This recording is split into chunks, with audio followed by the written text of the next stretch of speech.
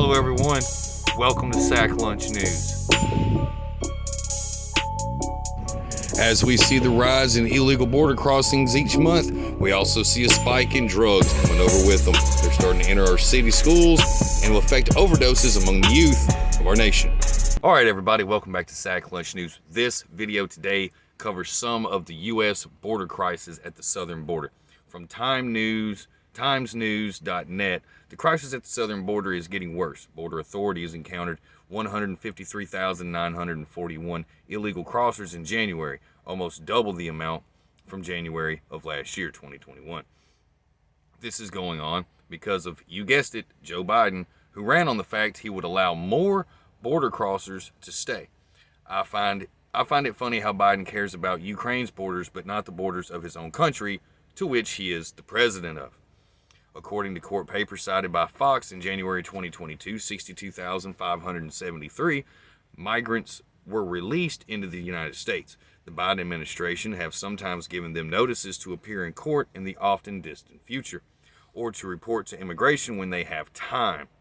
According to the Washington Free Beacon, Immigration and Customs Enforcement release an annual operations report each year and have done so for more than a decade. The last ICE report was December 23, 2020.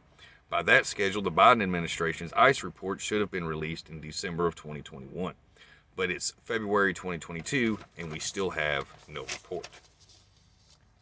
I have a wild guess as to why that is.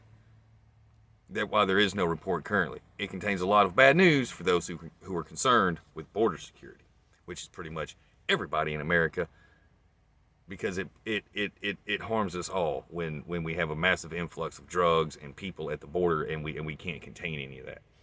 From the NewYorkPost.com, if you think you live too far from the southern border to feel the chaos from over immigration, Bloomfield, Connecticut is 3,500 miles away, but the drugs flowing across the border almost killed a 16-year-old after smoking pot laced with fentanyl.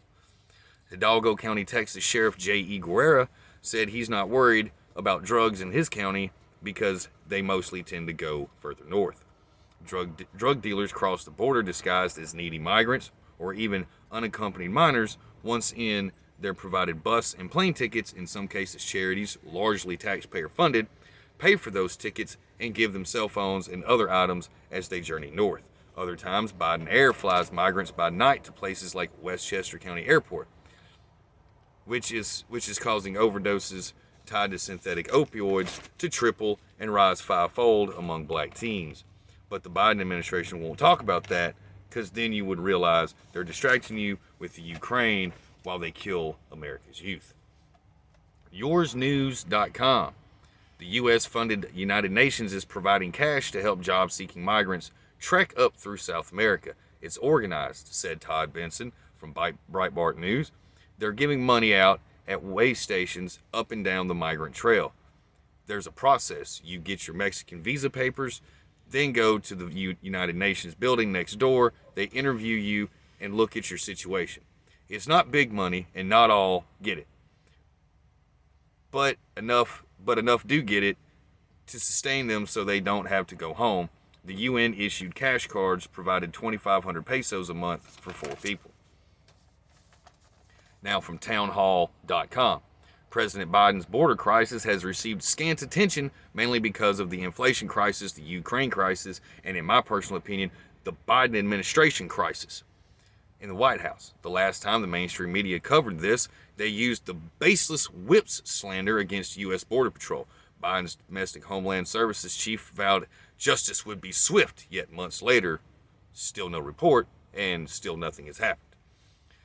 Secretary Mayorkas had the gall to chide some CBP agents' supposed lack of professionalism after he was given an earful during a recent trip while admitting morale has crashed to an all-time low. Illegal immigration has exploded on Biden's watch as the Democrat team in charge of policy has vastly reduced deportation while directly releasing countless immigrants, actively facilitating their travel to American cities. The incentives are unmistakable and the results are unacceptable. The incentives being Democrat votes because, hey, they gave them money, they got them into the country for free, they're going to vote for them. Officials say 400 to 600,000 gotaways entered the United States last year. The Biden administration has formally changed the standards for deportation, announcing a litany of crimes beyond crossing illegally that are not deportable even after conviction. One is drunk driving, which has seen a spike with illegals drunk behind the wheel. Now, to end this video, I say this: stop focusing on Ukraine. It is to distract you from our border crisis. Not only has Biden failed us abroad, but here at home as well. Remember, this is an information war. Don't get distracted by the mainstream media propaganda. And remember, our own border crisis is important. Yes, ladies and gentlemen, the United Nations is funding the immigrants coming up through our southern border in droves. Let me know how you feel in the comments section. And see you next time. 피냐 콜라다 알코올세배 너의 피부색처럼 dripping 지금 내 핸드폰에 비친 오 네 모습에 나는 tripping